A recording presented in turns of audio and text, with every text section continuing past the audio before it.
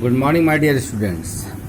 In the previous classes, in this chapter, we had studied about how the atoms, how any matters are made up of. So they are made up of parmanu or atoms or molecules.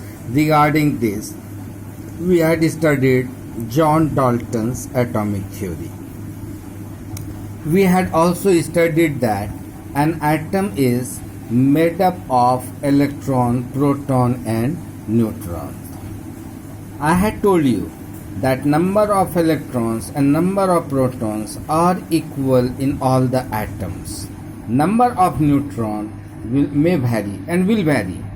It may vary or it may not vary. Suppose in oxygen there are 8 protons and 8 electrons and 8 neutrons. So number of electron, proton and neutrons are equal. But in sodium,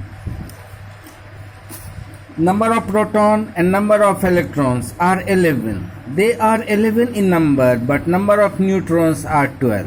That's why I told you the number of electron and proton will remain always same. The number of neutron may vary or may be the same. Now here we will study how this electron, proton and neutrons were invented. First of all, we will study about the invention of electron. Electron, it was invented first of all William Crookes. See, this is your glass tube. This is made up of glass. It was named as discharge tube. Here at some place there is a broken part, means there is a hole. From here vacuum machine is taken, all the air has been taken out and helium or neon gas or any specific gas is filled. Here are one metallic plate, two metallic plates. These two plates may be of same metal or may be of different metals. This one is your induction coil. When it is added with a cell has two terminal, we are knowing, positive cell and negative cell. We denote a smaller line as negative and bigger one as positive cell. So we also know that all the gases are poor conductor of electricity. In our atmosphere there are many gases, but are they conductor? No. If they were conductor, अगर जो वो conductor होता बाबू मैया, तो क्या होता, कोई तार अगर छूटता तो गैस कंडक्ट करता और हमको भी करंट मारता. But it happens, so no. Why no? Because gases are the poor conductors. But the gases are a very good conductor. These gases get ionized when? जब at very low pressure, something around 0.01 mm of mercury, it is 0.01 millimeter of mercury is pressure and a high voltage current of 10,000 volt current is passed, then these gases are very good conductors. So he was the William Crookes. First of all, he was the first one to do this observation and experiment. So after arranging, so yes my dear student, these two metallic plates may be of same metal or may be of different metal. If we suppose this one is your this much only, this is longer one, so obviously this will be negative terminal of cell, this will be positive terminal of cell. So when this negative positive terminal of cell is connected to this metallic plate, it will be called negative electrode or simply cathode. And the positive terminal of the cell, if it is added to this metallic plate, this one will be called positive electrode or anode. So, after connecting, if the air are taken out, helium, neon or any other gases are filled, and at this pressure 0.01 millimeter of mercury and a high current of 10,000 volt is passed, what William Crookes found that from cathode up to anode some rays travels. They originate at cathode and travels in the straight line and get end at anode. They travel in a straight line. But he could not say anything about these rays. Simply found that after pass current some rays are originated at cathode. He simply named it cathode rays. But here was the J.J. Thomson. J.J. Thomson studied about the property of these rays. Now, if you can see, electrons were discovered in this by William Crookes, British scientist, who performed an experiment to discover the phenomenon of electric discharge. He observed that when an electric current of high voltage, 10,000, my dear students, was passed over a discharge tube. This is your discharge tube, metal of glass, sealed at both ends with metal plates. This and these metal plates at low pressure. Rays were originated at cathode or emitted from negative terminal called cathode. He called it cathode, but could not give any more ideas. Now he was J.J. Thomson, another British scientist. He studied the properties, characteristics and constituent of cathode rays and come to the conclusion that cathode rays are negatively charged particles. Earlier it was called as corpuscles, corpuscles, corpuscles. Later on it was given the name electron. J.J. Thomson, see, now it is not in the book, it will be from my side so that you can understand it clearly. Book you can also study. So these rays traveled in a straight line. In the further experiment, what he had done, in this path he kept an electrical field. In physics, we know that an electrical field has two poles, positive pole and negative pole. So before keeping this electrical field, these rays were passing in a straight line, but after keeping or putting the electrical field in the path, these rays, instead of going in straight, they were deflected towards positive pole of the electrical field. Now this gave an idea to the scientist, gave idea to J.J. Thomson, sir, why these rays are attracted towards positive terminal, why not towards negative terminal? Then we know that opposite charges attracts each other and similar charges repels each other. Similar charges detracts and opposite charges attracts each other. So he came to the conclusion that the rays originating from cathode, they are made up of negatively charged particles which were termed as electrons. We can see the book. What was an experiment? An electric field was applied in the path of cathode rays in the discharge tube.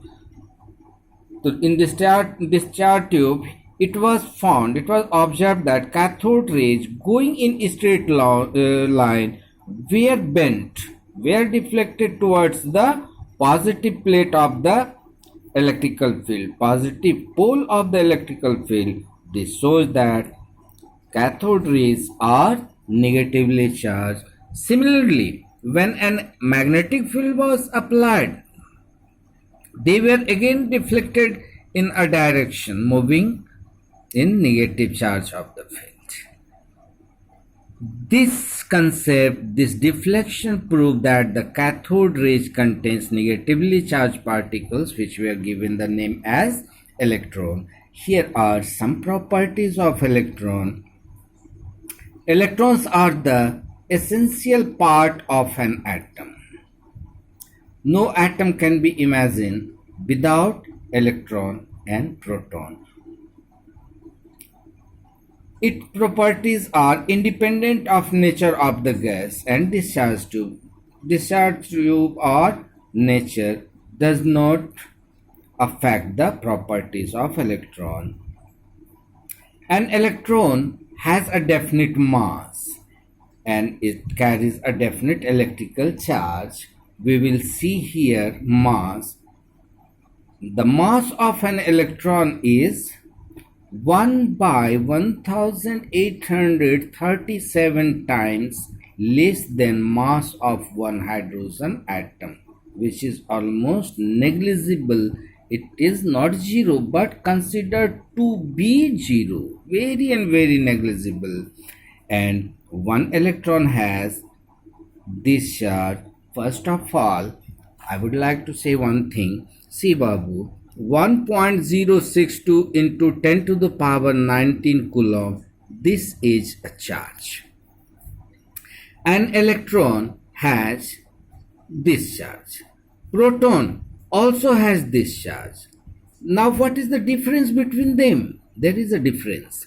This is called, this 1.602 into 10 to the power 9 minus 19 coulomb is called 1 unit charge. Now what is the difference between electron and proton? Electron carries this minus, means negative charge, or we can say an electron carries 1 unit negative charge, while proton, it carries positive same charge, same, but it is positive, or we can say the proton contains or carry 1 unit positive charge. An electron is denoted by symbol, this one. See, this is the symbol, this is electron. Here is 0, means mass is 0 and charge is minus 1. The subscript 0 represents its mass and minus 1 represents its 1 unit negative charge, negative electrical charge. Now when the electron was invented, now an idea came to in the mind of the scientist that if electron is negatively charged and if an atom contains electrons, then atom should be negatively charged. But why all the atoms are positively charged? After the invention of electron, my dear friends, all the scientists started thinking that if an atom contains negatively charged particles, electron, then why an atom is not electrically charged? Why it is electrically neutral? That means there is some positive charge in the atom. As a result, an atom is an electrically neutral. This was a great challenge for the scientist. Now, he was Goldstein. He had done nothing. He repeated the same experiment of William Crookes or J.J. Thomson.